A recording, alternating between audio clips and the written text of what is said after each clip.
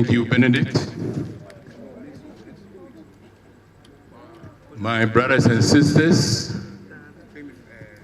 on the high table, Mr. Kofi Amoah, Chairman of GALCA, Mrs. Lucy Quist, Vice President of the Normalization Committee, Mr. Sami Osei-Kuffour, Member, Mrs. Na Odofoli Norte, Member. Our football fraternity and sorority, the GFA Secretariat, our media brothers and sisters here, and our brothers who are giving us wonderful music. Let's give them a round of applause.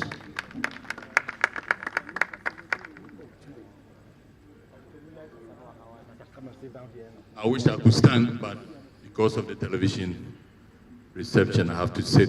Hope you forgive me.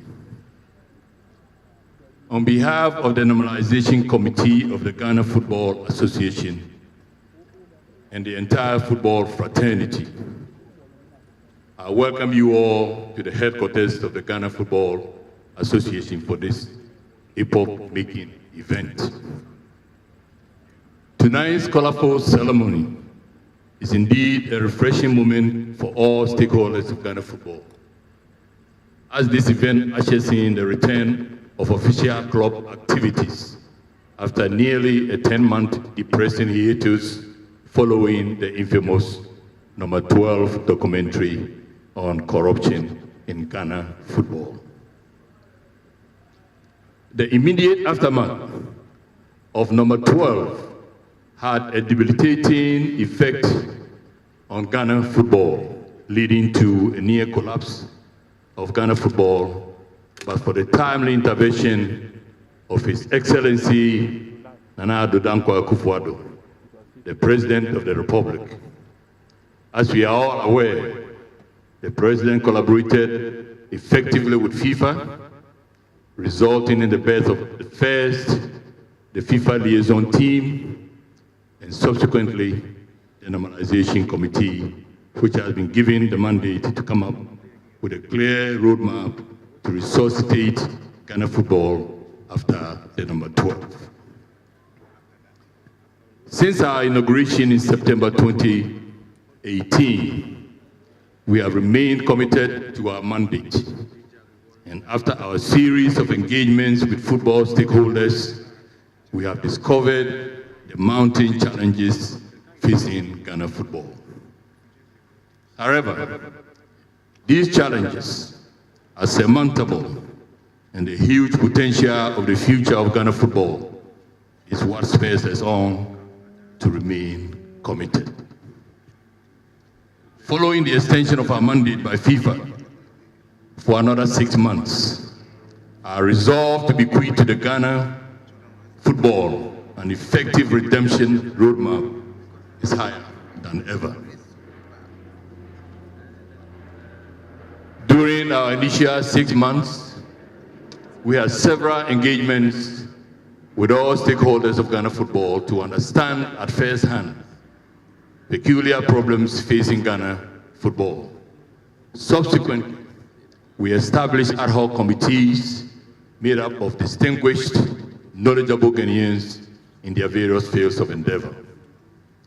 The ad hoc committees, which made recommendations to the NC on the way forward for Ghana football, covered important areas of our football administration and operation, such as marketing, communications, refereeing, domestic competitions, technical and national teams.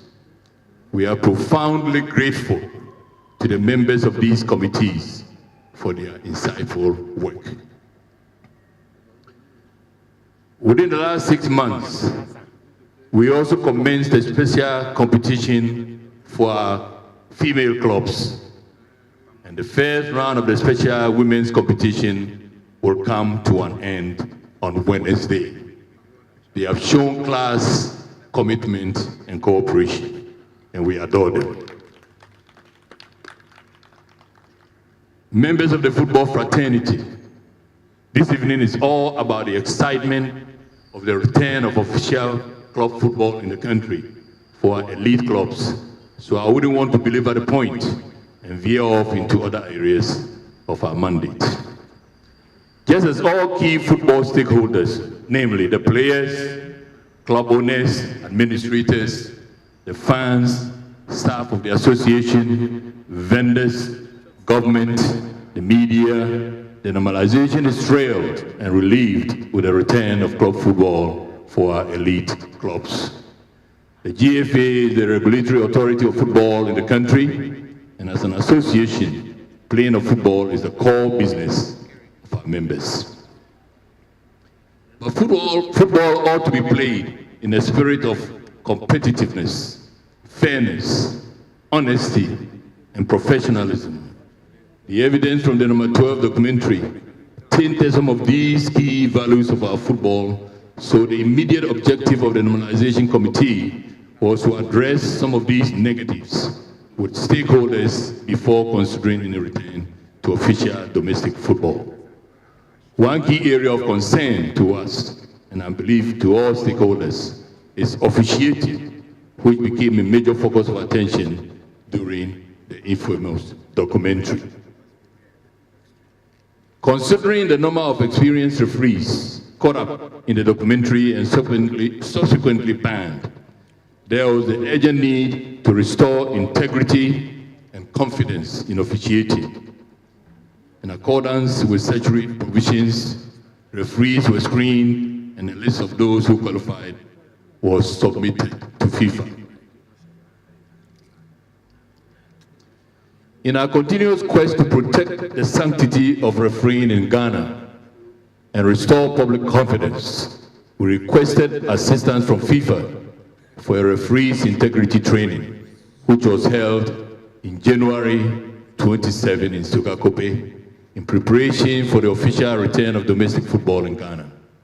We are hopeful these referees who have made the FIFA list and have undergone further integrity training will live up above reproach and adhere strictly to the tenets of their profession and the beautiful game. Ladies and gentlemen, brothers and sisters, football has long moved from just a recreational game. It is now a serious business enterprise, which ought to be operated in the line of business modules to generate massive income, maximize profit, and ultimately benefit footballers, investors, the players, and the country. Upon our assumption of office and subsequent meetings with key stakeholders, we discovered the difficulties with which Ghanaian football, or precisely Ghanaian clubs, were being operated. The game requires huge capitalization for the right investment in basic infrastructure, and most importantly, the players.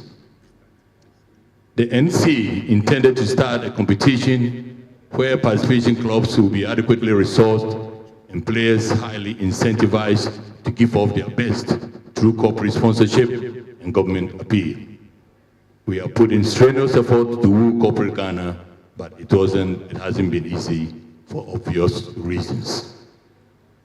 However, we are gathered here tonight to launch this competition through the magnanimity of the government of Ghana and its commitment towards the resuscitation of Ghana football. I am happy to announce that the government of Ghana is fully funding this competition, the Women's Special Competition.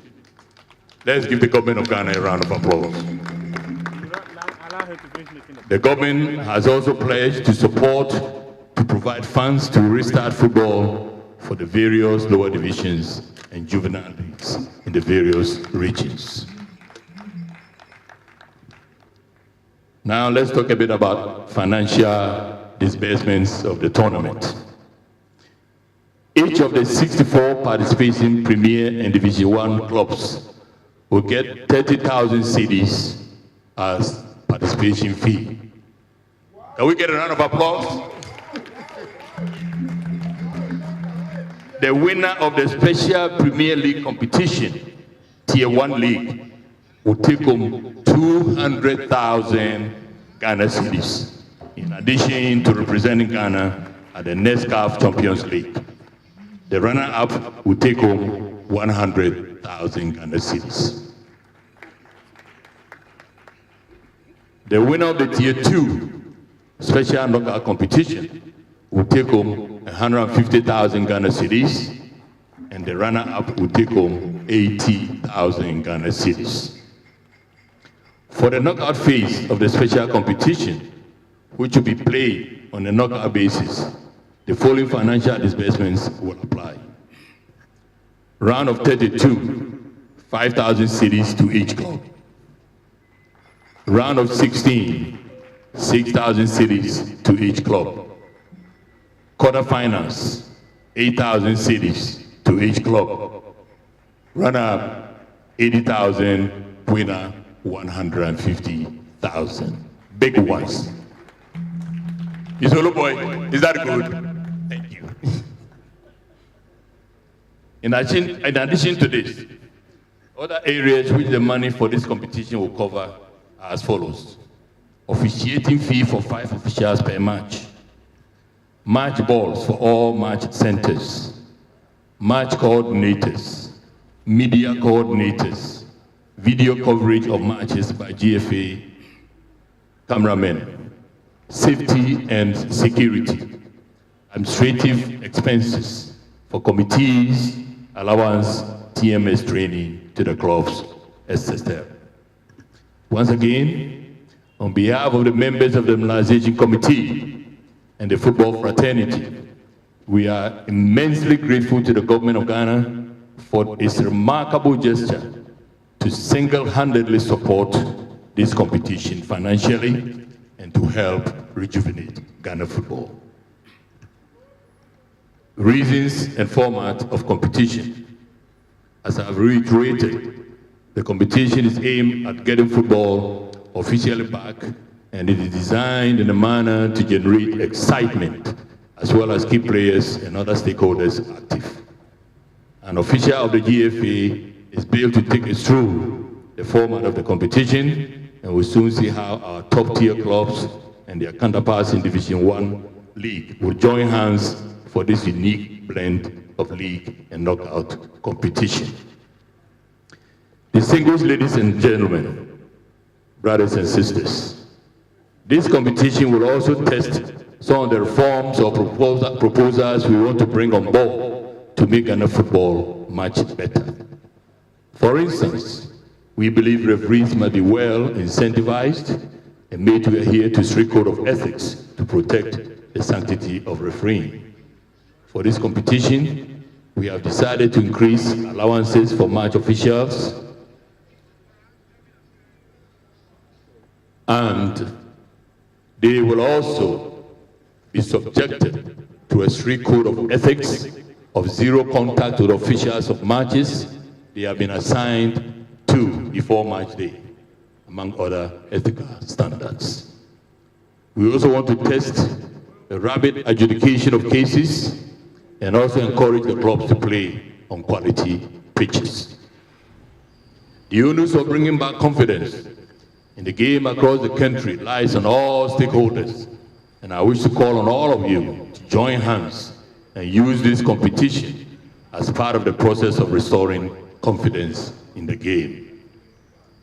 For the avoidance of doubt, I've been briefed by the Secretariat that out of the 64 Premier and Division 1 clubs expected to take part, 62 have confirmed their participation in writing by close of work today.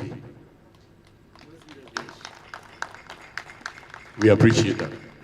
For Premier League clubs, only WA All-Stars could not confirm their participation, and our understanding is that it is due to some special circumstance. WA New Edubiasi Football Club could also not confirm their participation. We wish these two clubs well, and that at some future time they will join us so that they become a part of it. Ladies and gentlemen, brothers and sisters, all is set for the official return of domestic football competition this weekend And on behalf of my colleagues on the Normalization Committee, as well as the GFA, I wish all participation teams the best. And now, to the generosity of the Ghanaian public, I urge all football fans and supporters to throng to the stadia and venue centers to support your preferred and favorite club. We'll also try and bring you most of the matches on television. May God bless us in our aspirations. Thank you very much.